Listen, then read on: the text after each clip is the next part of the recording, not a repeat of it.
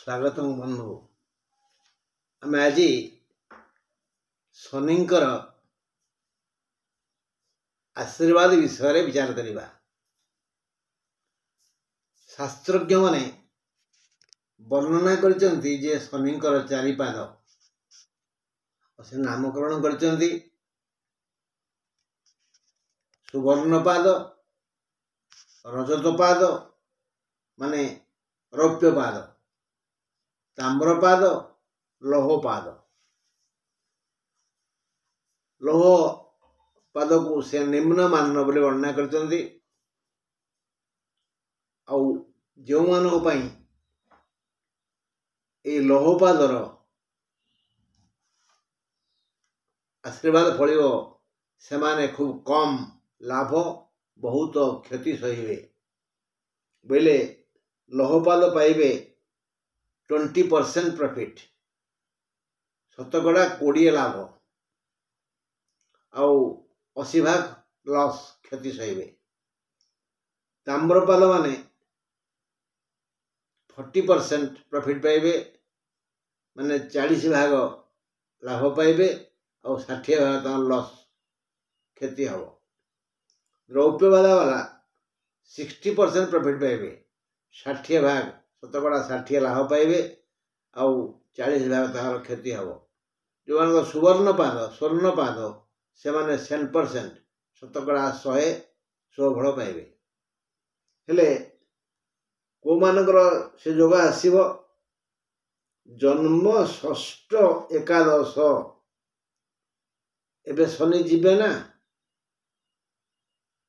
कुंभर जन्म थिला, मेषर एकादश थिला आउ जन्म षष्ठ कार थिला, कन्यार थिला बोले कन्या तुला बिछा धनु मकर कुंभ कन्यार षष्ठ थिला, मेषर एकादश थिला आउ कुंभर जन्म थिला। यो शनि विदाय नेबे एई तीन राशि की जन्म कुंभ, एकादश मेष, षष्ठ कन्या यही तीन राशि को से मालेमाल करदेवे। माने बहुत दिन इच्छा पूर्ण हम एभली कि अनेक इच्छा मन को आसी नथिबो सेटा पूर्ण हो जिवो। से शुणी आनंदित हेबे, हाँ सतना कौन मोर लटरी उठला, हाँ रे तो लटरी उठी परा इत्यादि। अर्थात कुंभ राशिया, मेष राशिया और कन्या राशिया यही तीन राशि लोक माने बहु दुख भोगिले। हेले एबेठारु तांकु माने डिसेम्बर 15 ठारू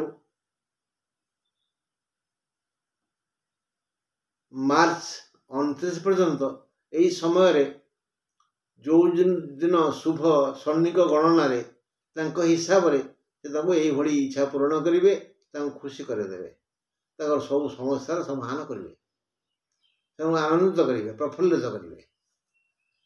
बुझे बंधु। बाकी रहीगला रजतपाद माने से किए हेले ना द्वितीय पंचम नवम,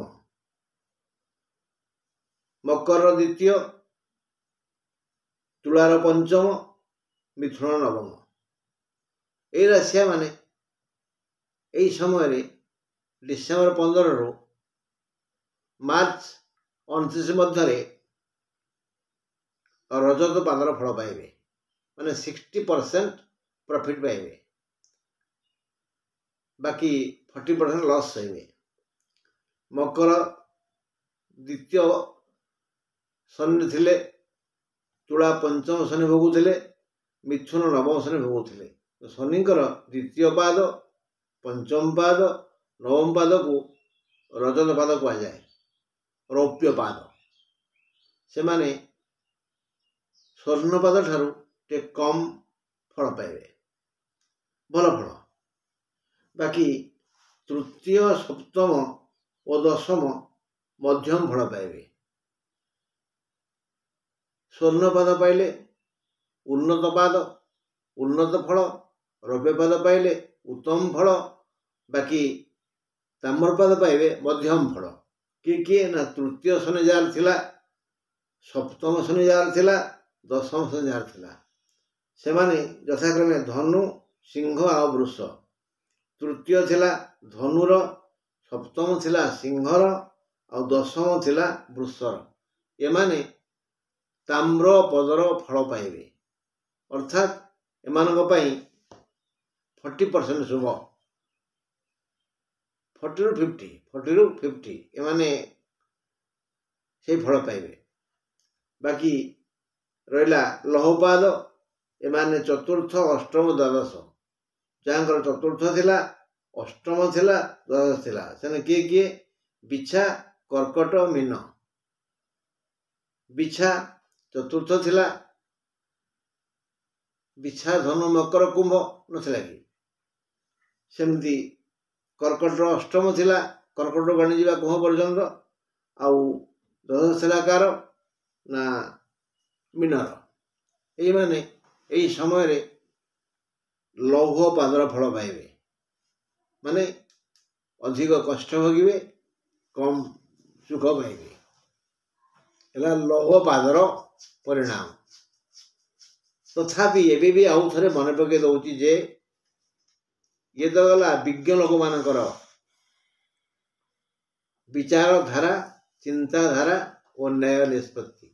କିନ୍ତୁ ଶନିଙ୍କର ନ୍ୟାୟ ନିଷ୍ପତ୍ତି ଆଉ ଗୋଟେ ପ୍ରକାରର, ଯାହା ପୁରାତନ ପୋଥି ତାଳପତ୍ରରେ ଲେଖା ଅଛି ଯେ ସେ ସବୁବେଳେ ଧାର୍ମିକ ଲୋକମାନଙ୍କୁ, ମାନେ ଯେଉଁମାନେ ଉତ୍ତମ ଦାତା, ପରୋପକାରୀ, ସ୍ନେହୀ, ଶୁଭ କଲ୍ୟାଣକାରୀ, ସେଇମାନଙ୍କୁ ଏଇ ସୁବର୍ଣ୍ଣପାଦ ସମୟରେ ଅର୍ଥାତ୍ ଜନ୍ମ ଷଷ୍ଠ ଏକାଦଶ ସମୟରେ ବହୁ କଲ୍ୟାଣ କରନ୍ତି, ସ୍ୱର୍ଗ ସୁଖ ଦିଅନ୍ତି, ହଁ କଳ୍ପନାତେ ସୁଖ ଦିଅନ୍ତି।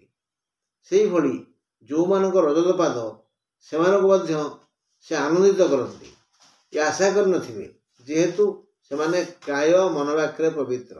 ଏପରିକି ଲୌହପାଦ ବୋଲା ଯଦି ଧାର୍ମିକ, ବିଚାରବନ୍ତ, ସୁଶୀଳ, ଶାନ୍ତ, ସ୍ନେହୀ, ପରୋପକାରୀ, ଦାତା, ସେମାନଙ୍କ ପାଇଁ ମଧ୍ୟ ଏଇ ଯେଉଁ ପୀଡ଼ା ଆସିବ, ସେ ପୀଡ଼ା ଖାଲି ଏମାନେ ଶୁଣିବେ, ଅଳ୍ପ ପୀଡ଼ା ଅନୁଭବ କରିବେ, କିନ୍ତୁ ସେମାନଙ୍କୁ ଲାଗିବନି ଯେ କୋଉଠିରେ କଣ୍ଟା ପଶିଥିଲା। କଣ୍ଟା ପଶିବ, ଯେମିତି ଆପଣ ଛାଏଁ ପଶିବ, ଆପଣ ଛାଏଁ ବାହାରିଯିବ।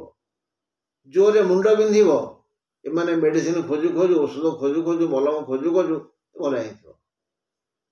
ଯେହେତୁ ଧର୍ମ ରକ୍ଷତି ଧାର୍ମିକଂ, ଏଣୁ ଆସନ୍ତାକାଲିର ଶନି ସପ୍ତାହ ବିଷୟରେ ଶୁଣିବା ପୂର୍ବରୁ ଶନି ସପ୍ତାହ କ'ଣ, ଶନି ସପ୍ତାହ କାହାକୁ କୁହାଯାଏ, ଶନି ସପ୍ତାହ ପୀଡ଼ା କେତେ, କାହାକୁ କିଏ ପାଇଛନ୍ତି, କାହାର ସମସ୍ୟା କ'ଣ ଥିଲା, କ'ଣ ହେଇଛି, କ'ଣ ହବ, ଏ ବିଷୟରେ ଆମେ ଆଲୋଚନା କରିବା। ଶନି ସପ୍ତାହ ଆଜି ଆମେ ଆଲୋଚନା କଲେ ଶନିଙ୍କର ଚତୁର୍ଥ ପାଦ ଓ ଫଳାଫଳ। ଗୋଟିଏ କଥା ଏବେ ବି କହୁଛି, ସୁଧୁରି ଯାଆନ୍ତୁ, ମାନେ ପାରୁ ପର୍ଯ୍ୟନ୍ତ ପରୋପକାର କରନ୍ତୁ, କାହାର ଅପକାର ଚିନ୍ତା କରନ୍ତୁନି, କାହାର ଘର ଭାଙ୍ଗନ୍ତୁନି, ବରଂ ବହୁତ ଲୋକଙ୍କର ଘର ଯୋଡ଼ି ଦିଅନ୍ତୁ। କାହାକୁ ଉଜାଡ଼ନ୍ତୁନି, ସବୁ ସଜାଡ଼ି ଦିଅନ୍ତୁ।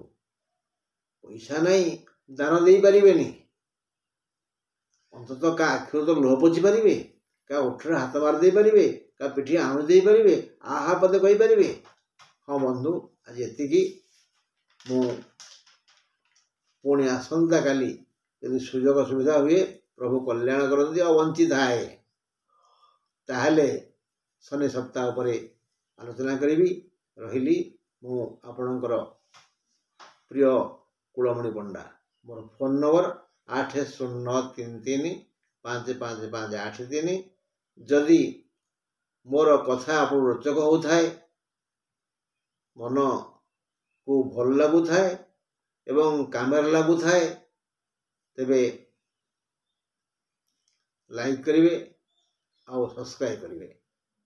ରହିଲି, ନମସ୍କାର।